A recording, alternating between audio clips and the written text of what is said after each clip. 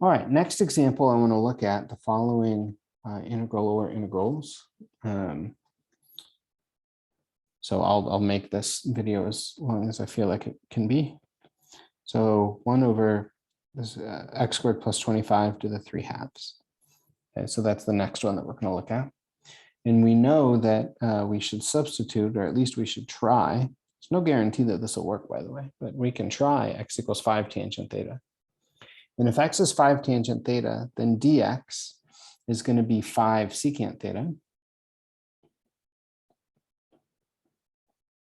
And let's see, then x squared plus 25, when we plug it in, we're going to end up with 1 over 25 tangent squared theta plus 25 all to the 3/2 times dx, which is, shouldn't write x's and thetas in the same equation, but 5 secant squared theta d theta. Okay. Now what we have to do is we have to deal with this integral. Somehow we need to simplify this if we can, just deal with it. And so this is going to be, we're going to have 5 over 25 to the 3/2. And then tangent squared theta plus 1 to the 3/2 times secant squared theta d theta. And so let's see, this is going to be, let's deal with the constants first. So 25 to the 3/2 means the square root of 25 cubed. So that's 125. But 5 over 125 is 1 over 25. And tangent squared, so that's the constants dealt with. Tangent squared plus 1 is secant squared. And secant squared to the 3/2 is going to be secant cubed. So this will end up being secant squared theta over secant cubed theta. And that's going to turn out to give us 1 over secant theta. But 1 over secant is cosine. So really we're integrating cosine of theta. And this is going to end up being 1 over 25 times sine of theta, plus c, of course. And then our job is to go back and fill in the original variable. To do that, we're going to do a triangle. So here we have tangent of theta is equal to x over 5. So that tangent is the opposite over the adjacent. So that's the opposite over the adjacent.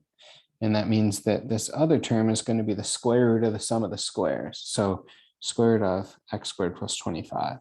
And again, x squared plus 25, that is a good thing. We're kind of in the right realm here. We're in the right neighborhood.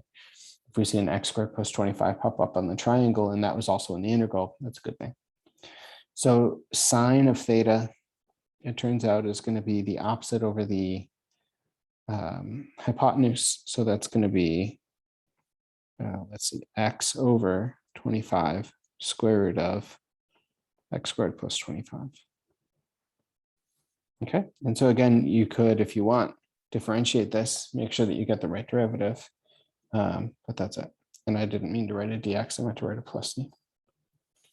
Okay, so that's that. Let's try another. Let's look at this integral of 1 over x squared minus 1. This is an integral that's actually going to be something that's going to be fairly easy to deal with in section 7.4. But for now, what we could do is we could try x equals secant theta. You know, if you wanted to make this, let's make it 1 over x squared minus 16. So that means x is 4 secant theta. Dx is going to be 4 secant theta tangent theta d theta. And let's see what's going to happen here.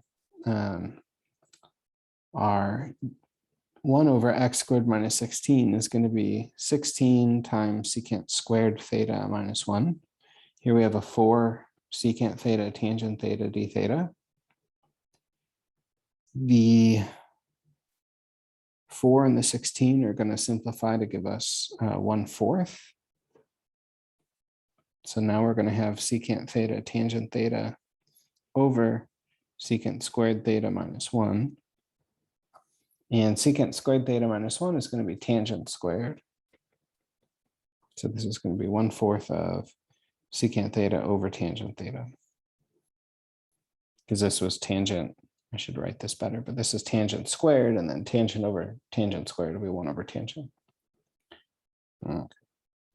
And so now our job is to figure out what exactly, how do we integrate this? Secant theta over tangent theta. this is different than anything that we've had before. Okay, so we have to figure out how do we integrate this? Well, pause and actually think about how would you do this. So go ahead, pause the video, try and do this on your own and come back.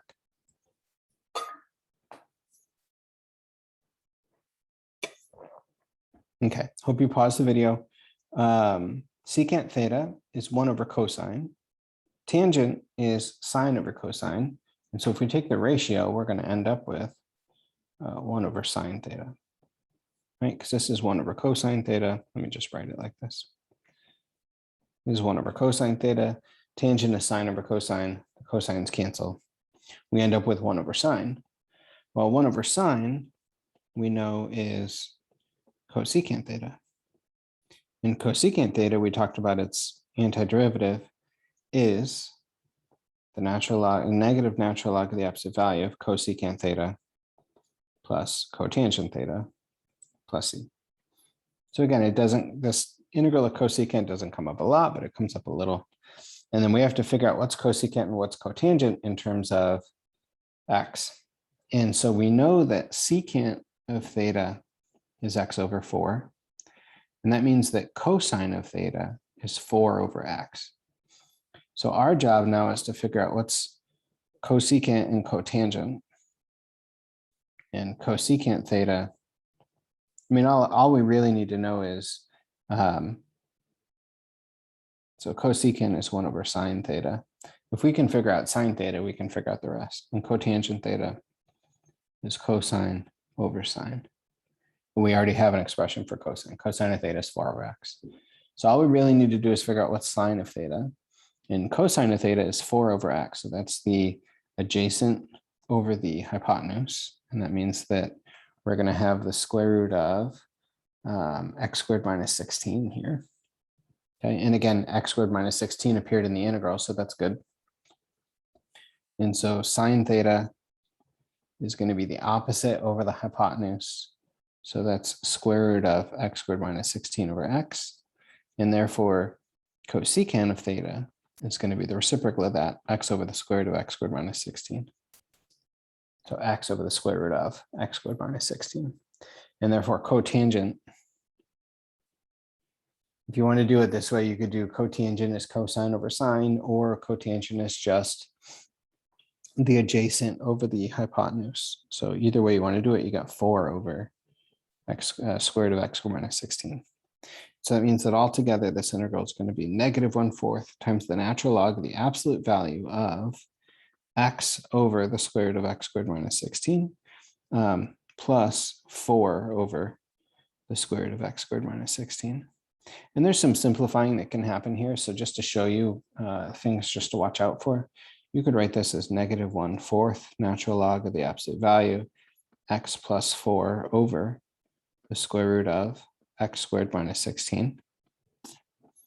And then if you have the natural log of a quotient, you can break that apart as the natural log of the top. So the natural log of the absolute value of x plus 4 minus the natural log of the absolute value of square root of x squared minus 16.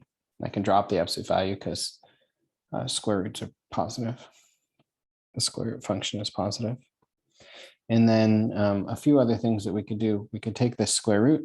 Remember, it's to the 1/2 power and then bring the constant out. And this would be negative 1/4 natural log of the absolute value of x plus 4 plus 1/8 natural log of x squared minus 16.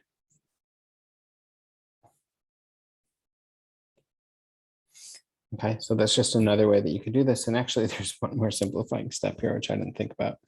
And maybe I should have simplified algebraically earlier, but x squared minus 16 factors as x minus 4 and x plus 4. So actually, there's one more simplification that you can make.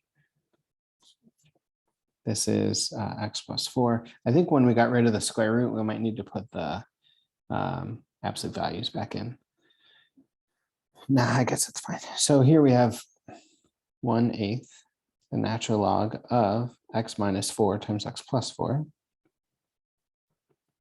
And so this is going to be negative 1/4 natural log x plus 4 plus 1/8 times the natural log of x plus 4 plus the natural log of x minus 4. And so that's going to be negative 1/4 plus 1/8 will be negative 1/8. Natural log of the opposite 5x plus 4. And then plus 1/8 natural log of the opposite 5x minus 4. Okay, so that's another way that you could rewrite this. All of these are totally equal. Baba sign would handle everything here. So all of these are equivalent expressions for the answer, but that's how that works.